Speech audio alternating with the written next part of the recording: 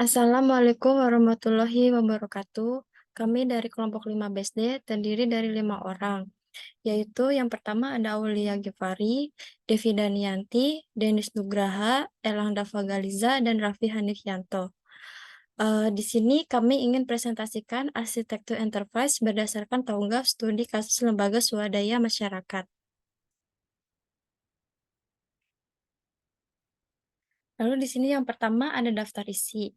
Yang pertama tentang TOGAF, yaitu framework TOGAF. Lalu yang kedua tentang LSM, program yang dilakukan. Lalu yang ketiga ada permasalahan dan tujuan permasalahan yang dihadapi. Lalu di sini yang keempat ada domain dan fase TOGAF. Lalu yang kelima ada bahasa arsitektur. Lalu yang keenam ada preliminary phase and vision. Lalu yang ketujuh ada bisnis arsitektur, yang kedelapan information system ARSI, lalu yang kesembilan ada teknologi arsitektur. Lalu di sini yang ke-10 ada gap analysis dan mixed variance GERD, lalu yang ke-11 ada kesimpulan. Yang pertama tentang TOGAF. TOGAF penggunaan kerangka kerja untuk merancang perencanaan strategis dan tata kelola teknologi informasi dapat menjadi panduan untuk menentukan arah manajemen di suatu institusi. Kerangka kerja TOGAF sangat baik digunakan untuk arsitektur enterprise karena terpercaya dalam meningkatkan efisiensi operasional dan biaya. Pada ruang lingkup organisasi besar enterprise, TOGAF digunakan untuk merumuskan IT master plan agar organisasi dapat terus berkembang dan memicu inisiatif strategis TIK-nya. Lalu yang kedua ada tentang LSM. LSM atau yang dimaksud dengan lembaga swadaya masyarakat adalah organisasi yang tidak berafiliasi pada lembaga-lembaga politik, umumnya bekerja untuk membantu mengembangkan dan menyejahterakan masyarakat. LSM memiliki beberapa program yang dilakukan sehari-hari, yaitu advokasi, promosi, dan edukasi, hak anak, pemberdayaan dan pendampingan, penguatan organisasi, dan pengembangan jaringan organisasi. Lalu di sini akan dijelaskan oleh Denis Nugraha, dipersilakan. Baik, selanjutnya sini ada permasalahan dan tujuan.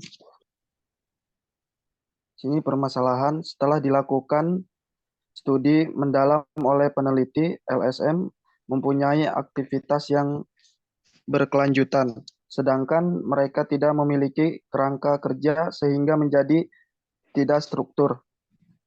Maka dari itu dibutuhkan framework agar proses bisnis mereka yang berkelanjutan lebih terarah prosesnya. Maka gunakanlah TOGAF. Sini tujuan. Hasilnya dapat menjadi pedoman dalam pengembangan organisasi yang bergerak di bidang TI atau SI. Membantu LSM agar dapat menghasilkan rancangan infrastruktur SI atau TI. Next. Yang keempat, di sini ada domain dan phase TOGAF. Sini ada arsitektur domain, bisnis arsitektur, data arsitektur, application arsitektur, technical arsitektur. Sini ada ADM phase, bisnis arsitektur, IS arsitektur, data arsitektur, application arsitektur, technical arsitektur. Next. Yang kelima ada bahasa arsitektur. Bahasa arsitektur BVMN, Business Process Modeling Notation, representasi grafik untuk menentukan proses bisnis dalam model proses bisnis. Di sini ada Porter Value Chain, proses di mana sebuah perusahaan mengidentifikasi kegiatan utama dan bantuan yang menambah nilai produk, kemudian menganalisisnya untuk mengurangi biaya atau meningkatkan di diferensiasi. UML use case diagram, bahasa pemodelan terstandar yang terdiri dari satu set diagram terintegrasi untuk mengembangkan model bisnis serta sistem software. Next. Sini yang keenam, preliminary phase dan fashion. Dalam tahapan preliminary digunakan analisis SWOT, analisis stakeholder, pendefinisian prinsip dan visi arsitektur. Analisis SWOT yang telah didefinisikan dapat ditunjukkan melalui gambar. Ini yang eksternal dan internal. Selanjutnya akan dibacakan oleh Aulia.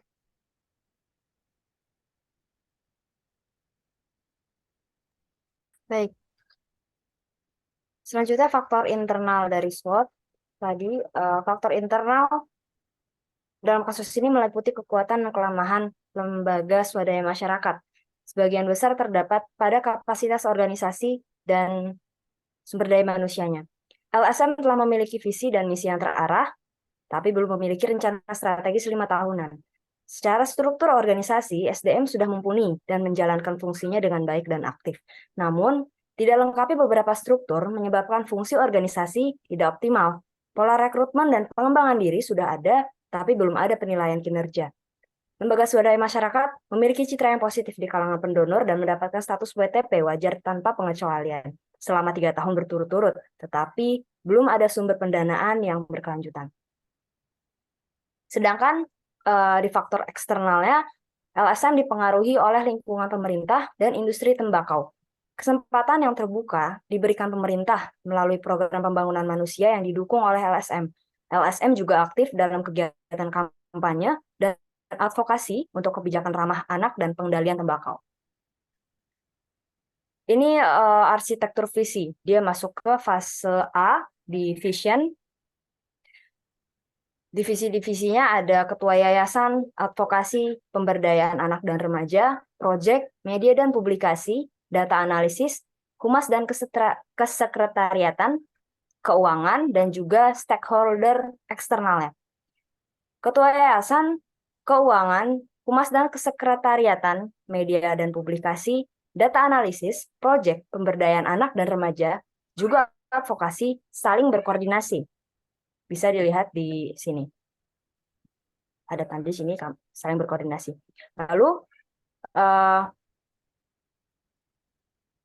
divisi advokasi, pemberdayaan anak dan remaja, media dan publikasi, juga data analisis, serta humas dan kesekretariatan bekerja sama dalam program kampanye dan aksinya.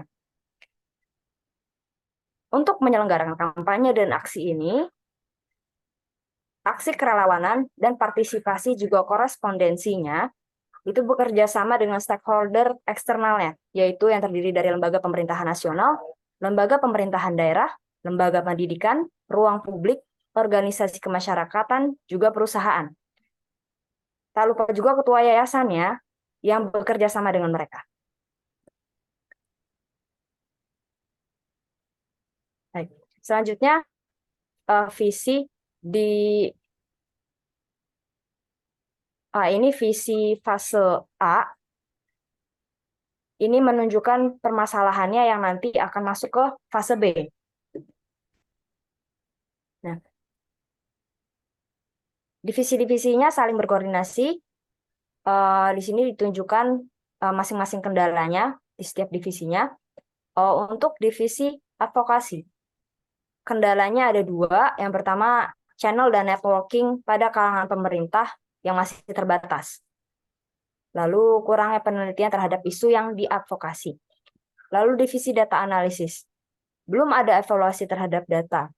Lalu masih mengalami kesulitan dalam compile data karena tidak terintegrasi. Lalu ketua yayasan, ada 3 kendala yang dialami. Yang pertama belum adanya alur pengambilan keputusan. Yang kedua, lemahnya pemahaman anggota mengenai visi dan misi yayasan. Dan yang ketiga, belum ada rencana strategi 5 tahun. Lalu ke divisi keuangan. Kepengurusan masih belum lengkap karena tidak adanya sekretaris dan bendahara. Lalu divisi humas dan kesekretariatan belum ada manajemen untuk membangun kepercayaan publik. Sedangkan divisi media dan publikasi belum maksimalnya publikasi. Jadi mereka harus mencari alternatif media dan publikasinya. Divisi project belum mempunyai sistem evaluasi yang menyeluruh terhadap project. Dan divisi pemberdayaan anak dan remaja masih lemahnya inisiatif dan improvisasi staf terhadap bidang. Sedangkan stakeholder eksternal yang bekerja sama dengan mereka, mereka sendiri punya 4 kendala. Yang pertama, masih banyak kota atau kabupaten yang belum menerapkan UU KTR dan IPS rokok. Lalu yang kedua, target turunnya perokok anak pada RPJMN tidak terlaksana. Yang ketiga, masih lemahnya edukasi dan penerapan pola hidup sehat pada remaja. Yang keempat, belum ada satu kota pun di Indonesia yang menyandang predikat paripurna untuk kota layak anak. Dan yang kelima, Indonesia menghasilkan sampah terbanyak nomor 3 di seluruh dunia. Hubungannya masih sama, ketua yayasan bekerja sama dengan stakeholder eksternal, lalu saling berkoordinasi, dan aksinya ada korespondensi, kampanye, dan aksi, partisipasi, dan juga perlawanan yang membutuhkan kerjasama antara LSM dan juga stakeholder eksternal. Baik, bagian ke-7, bisnis arsitekturnya. Yang pertama, BPMN-nya, diagram BPMN-nya, terdapat 3 proses bisnis. Yang pertama, proses bisnis pendanaan. Di proses bisnis pendanaan, yang pertama dilakukan adalah mendesain proposal. Mendesain proposal mencakup pembuatan anggaran dan juga merencanakan aksi dan kampanye. Lalu setelah keduanya ini sudah dilakukan, sudah ada dalam proposalnya bisa diserahkan. Nah, setelah proposal diserahkan, apakah diterima? Kalau diterima, maka pencairan dana disetujui. Kalau misalnya tidak diterima, masih harus revisi, maka kembali lagi ke proses desain proposal. Lalu untuk proses bisnis, kegiatan rencana aksi dan kampanye, ini berhubungan dengan proses bisnis kampanye. Dia dihubungkan ke proses bisnis kampanye. Proses bisnis kampanye yang jalan. Persiapan aksi dan kampanye terdiri dari kampanye media sosial dan juga acara aksi dan kampanyenya. Kedua ini dikumpulkan datanya, lalu masuk ke publikasi media dan juga untuk dianalisis datanya. Untuk analisis data, maka masuk ke proses bisnis advokasi. Tim advokasi menyiapkan advokasinya dengan cara menganalisis datanya lebih lanjut dan juga berkomunikasi dengan stakeholder terkait. Kalau kedua ini sudah dilakukan, maka advokasinya sudah siap. Apakah sukses? Kalau sukses berarti acaranya berjalan dengan baik. Kalau gagal, maka harus disiapkan kembali advokasinya, dia balik lagi proses bisnisnya ke awal, menyiapkan advokasi. Lalu selanjutnya, Porter's Value Chain. Di Porter's Value Chain ini, dia tampil keseluruhan prosesnya. Jadi kalau tadi hanya ada yang 3 tadi, kalau di sini tampil semua aktivitas-aktivitasnya, terbagi menjadi 2, ada supporting activities dan juga primary activities. Supporting terdiri dari divisi SDM, atau aktivitas yang berkaitan dengan sumber daya manusia, keuangan, bagian legal, bagian arsip, dan juga relasi publik atau PR. Lalu yang termasuk ke primary activities-nya ada 2, yaitu project dan juga program. Project terdiri dari pendanaan, korespondensi, kampanye, rekrutmen, aksi, dan juga advokasi. Sedangkan program adalah program yang dijalankan oleh LSM ini. Ada pemberdayaan, pelatihan, dan juga seminar. Yang diakhiri nanti menjadi visi, misi, sasaran, dan tujuan LSM. Berikutnya, selanjutnya UML use case diagram. Di sini aktornya ada yang bagian program, bagian advokasi, dan juga ketua yayasan. Ada juga bagian data dan analisis. Untuk bagian program ada admin program dan juga koordinator program. Admin program dalam use case ini digambarkan dapat membuat kampanye dan juga mengelola kampanyenya. Koordinator program dapat membuat pengumpulan data yang include yang dapat terjadi jika ada kelola kampanye. Lalu bisa memverifikasi kampanyenya. Membuat pengumpulan data, di sini ada koordinator data dan analisis yang juga dapat membuat pengumpulan data dan dia mengelola pengumpulan data. Lalu admin advokasi, bagian advokasi. Adminnya dapat membuat bahan atau bukti advokasi. Lalu admin advokasi juga dapat mengelola bahan atau bukti advokasi dan juga membuat advokasinya. Koordinator data dan analisis juga dapat mengelola bahan atau bukti advokasi. Koordinator advokasi dapat mengelola advokasi, memverifikasi advokasi, dan ketua yayasan dapat memvalidasi advokasinya dan juga memvalidasi kampanyenya. Untuk selanjutnya, arsitektur bisnis akan disampaikan oleh Raffi. Silakan. Baik, terima kasih ya Aulia. Lalu di sini ada arsitektur bisnis. Arsitektur bisnis dapat dilakukan dengan meneruskan atau menerjemahkan hasil dari visi arsitektur sebagai input pada diagram yang dikembangkan. Kemudian hasil-hasil perancangan pada arsitektur bisnis diturunkan ke arsitektur sistem informasi yang terbagi menjadi dua bagian, yaitu arsitektur data dan arsitektur aplikasi.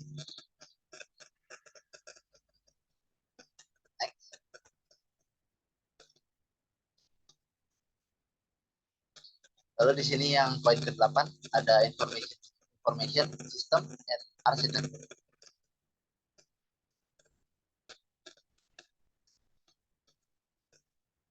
Tahapan arsitektur sistem informasi dimulai dengan pemetaan pendefinisian kepemilikan data. Peta pendefinisian kepemilikan data diturunkan dari arsitektur bisnis mendatang pada tahap sebelumnya. Tahap ini merupakan perancangan arsitektur data untuk mendefinisikan kepemilikan data sehingga dapat didefinisikan pekerjaan dan tanggung jawab.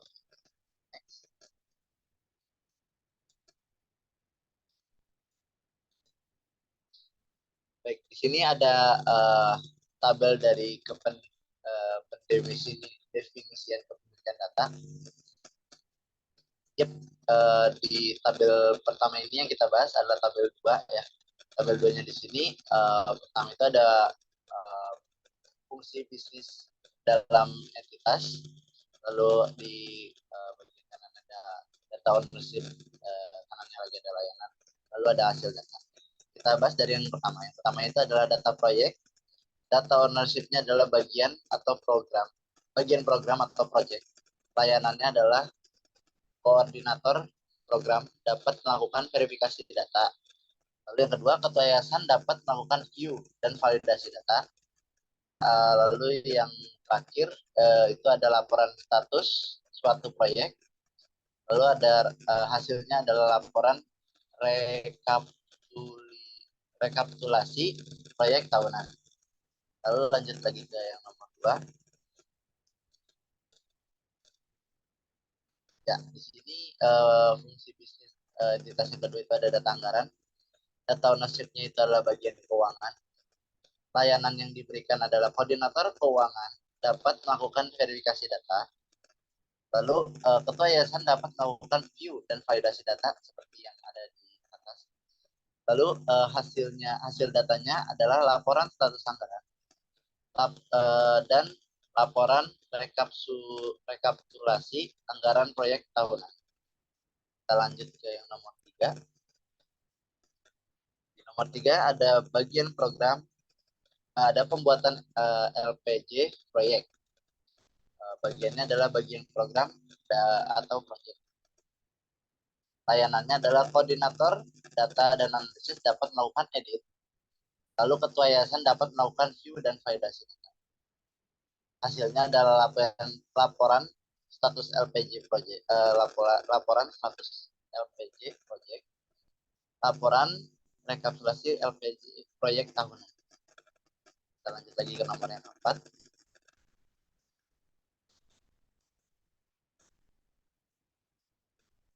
Nomor yang keempat ini ada data kampanye. Data kampanye ini bagiannya adalah bagian program atau project. Layanannya adalah koordinator program dapat melakukan verifikasi data. Lalu ketua yayasan dapat melakukan view dan validasi data. Hasilnya adalah laporan status dari kampanye. Lalu laporan rekapitulasi kampanye dalam periode. Yang nomor 5.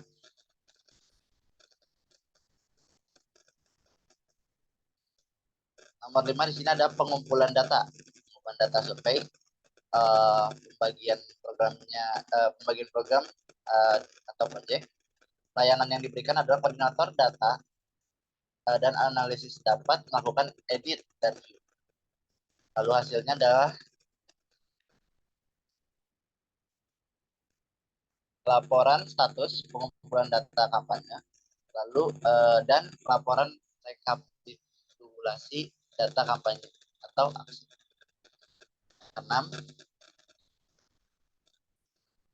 Di sini ada pembuatan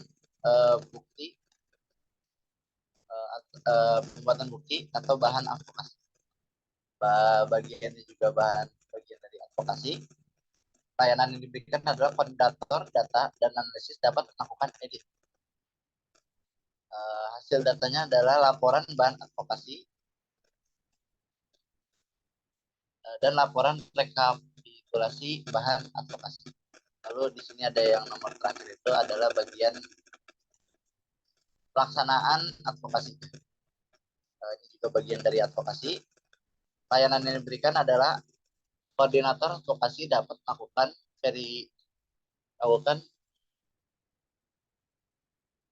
verifikasi advokasi. Ketua yayasan dapat melakukan validasi pelaksanaan advokasi dan view status advokasi. Hasil dari datanya tersebut adalah yang pertama laporan status pelaksanaan advokasi dan laporan rekapitulasi pelaksanaan advokasi. Next, bagian selanjutnya di sini ada pendefinisian identifikasi aplikasi berdasarkan proses bisnisnya.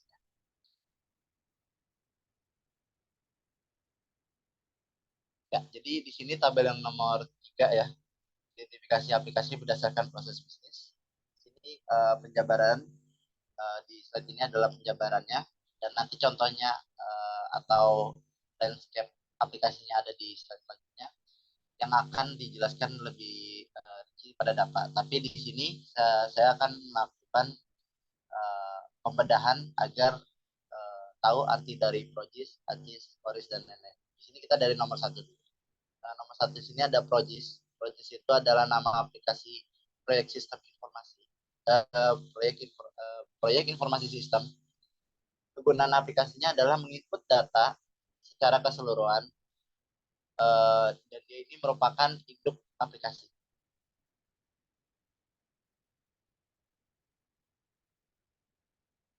Lalu di sini ada yang kedua adalah ASIS. Dia ini Accounting Information System. Ini kegunaannya menangani transparansi keuangan baik dari sisi proyek seperti pemasukan dana, pengeluaran proyeknya berapa banyak dan sebagainya, maupun keperluan internal organisasi seperti penggajian dan pengeluaran operasional pada umum. Lalu lanjut lagi ke yang nomor 3. Lalu yang nomor 3 di sini ada CORIS. CORIS ini adalah singkatan dari Correspondency Information System. Kegunaan dari Correspondency Information System ini adalah melakukan pendataan korespondensi atau public relation yang telah dilakukan dalam lingkup suatu proyek dan pendataan public relation pada umumnya. Aplikasi ini terhubung ke Progis.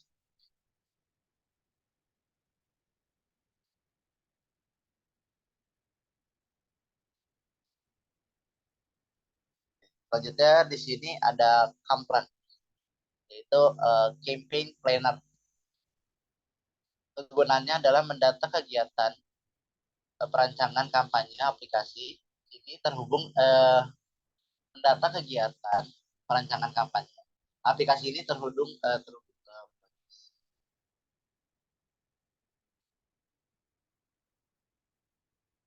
Lalu di sini ada Recruit. Recruit ini singkatan dari Recruit Information System. Recruit Information System. Kegunaannya adalah pendapatan rekrutmen. Sifat aplikasi ini adalah untuk kepentingan eksternal, yaitu rekrutmen luar organisasi, baik untuk kegiatan aksi, pemrograman pemberdayaan, dan seminar dan pelatih. Lalu di sini yang keenam ada ADVIS. ADVIS ini adalah singkatan dari Advokat Information System. Kegunaan dari Advokat Information System ini atau ADVIS ini adalah mendata advokasi dalam konteks suatu proyek tertentu dan pada sisi legal internal organisasi. Lalu di sini yang ketujuh ada WordPress, singkatan dari Work Program Information System.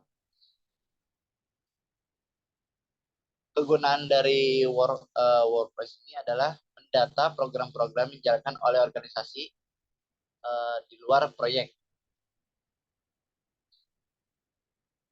Lalu di sini ada yang ke-8, ada HIRIS atau Human Resources IS.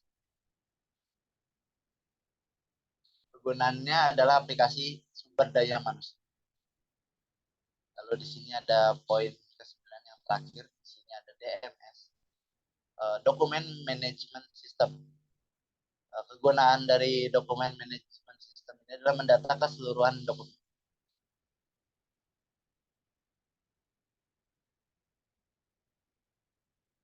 Nah, seperti yang sudah dijelaskan sudah saya jelaskan tadi, yang sudah saya bedah juga dari 9 poin yang sudah dijelaskan itu.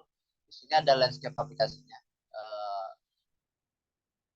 Ini adalah struktur atau rancangannya dari aplikasi yang akan dibuat dan intinya untuk Akris, Koris, Kamplan, Rekris, dan Akris itu sudah dijelaskan tadi dan nanti akan dijelaskan lebih detail lagi oleh Elang dan Fajar. Sekarang kita next dulu ke slide.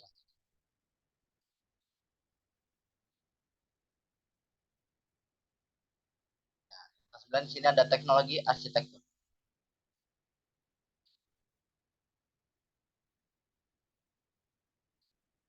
Rancangan landscape aplikasi di tahap arsitektur informasi dikembangkan dengan membangun building blocks berdasarkan TOGAF TRF. Blok tersebut terdiri dari operation system service, network service, communication infrastructure interface, dan communication infrastructure. Tiap blok akan dipilih teknologi yang sesuai mengacu pada kategori aplikasi dan pendefinisian prinsip-prinsip arsitektur. Pilihan teknologi yang tepat adalah penerapan open standard agar tidak bertentangan dengan ketentuan hukum yang mungkin dihadapi ke depan. Hukum yang ini adalah compliance of law dan open source untuk pemilihan bahasa pemrograman dan database system.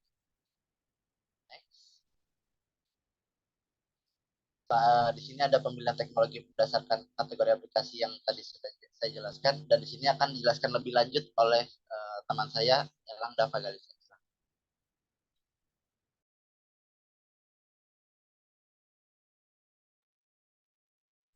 Oke, terima kasih Raffi Anifianto. Kali ini saya akan menjelaskan gambar, yaitu di sini adalah pemilihan teknologi berdasarkan kategori aplikasi, yang dimana di sini terdapat 8 teknologi yang sudah dibagikan untuk ke beberapa kategori aplikasi. Contohnya yang di sini yang pertama adalah Application Programming Interface XML dan JSON, yang dimana dia termasuk di kategori remote client. Lalu yang kedua ada OpenLDAP, yang dimana OpenLDAP ini dimasukkan ke kategori user profile. Lalu ada email, SMTP, dan POP3 server, yang dimana dia termasuk ke kategori communication infrastructure. Lalu selanjutnya adalah compliance hardware LAN dan Wi-Fi, itu juga termasuk ke kategori communication infrastructure. Lalu ada PHP based framework, dia termasuk ke Project IS, yang dimana tadi ada ASYS, Chorus, Camplan, Recris, Advice, WordPress, RIS, dan DMS yang sudah dijelaskan oleh Raffi Hanifianto tadi. Lalu selanjutnya ada MySQL. MySQL ini termasuk ke dalam kategori RDBMS. Lalu ada Windows Server, yang dimana dia termasuk ke Operating System Service. Dan yang terakhir ada Firewall, yang dimana dia termasuk ke Network Security. Next. Di sini adalah gambar dari topologi jaringan. Bagian akhir dari arsitektur teknologi adalah rancangan topologi jaringan yang sesuai dengan kebutuhan infrastruktur SI atau TI di organisasi. Di tahap ini, kebutuhan keamanan baik di sisi hardware maupun software sangat dipertimbangkan, sehingga fungsi autentikasi dan otorisasi dapat berjalan. Rancangan topologi jaringan dapat dilihat pada gambar di sini, yang dimana fitur keamanan infrastruktur diatasi dengan lingkungan server yang berada pada satu area topologi tersendiri. Fitur keamanan dibuat tertutup dengan dilengkapi firewall agar informasi yang keluar dan masuk dapat lebih terjaga. Selanjutnya, untuk hubungan lingkungan server dengan lingkungan lainnya seperti LAN dan internet diatasi dengan penggunaan router yang dapat membagi jaringan ke beberapa bagian. Hal tersebut berguna juga untuk menerapkan autentikasi perangkat baru yang akan melakukan penetrasi ke dalam jaringan sehingga mudah terdeteksi untuk setiap perangkat. Selanjutnya,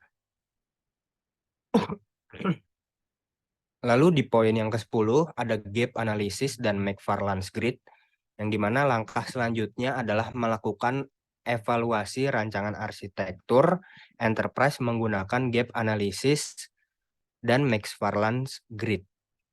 Di kondisi saat ini, LSM masih menggunakan aplikasi-aplikasi konvensional seperti Microsoft Office dan email. Sedangkan di kondisi mendatang atau future condition terdapat beberapa sistem informasi atau aplikasi yang memiliki kriteria-kriteria tertentu, yaitu utama, strategis, pendukung, dan turnaround. McFarland's Grid menjelaskan kriteria-kriteria sistem informasi yang dapat digunakan untuk pengambilan keputusan dan pengembangan sistem informasi di masa depan oleh manajemen. Bisa dilihat di sini adalah tabel dari hasil gap analysis, yang dimana proyek itu termasuk ke Progis dan itu new.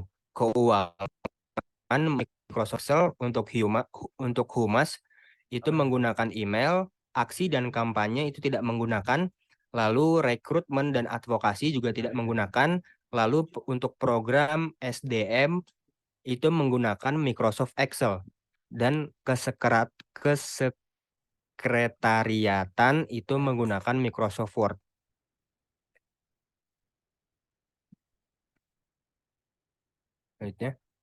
Di sini adalah McFarland's Grid-nya, yang dimana ini adalah hasil evaluasi menggunakan McFarland's Grid, yang dimana di bagian factory ini ada Chorus dan Recris.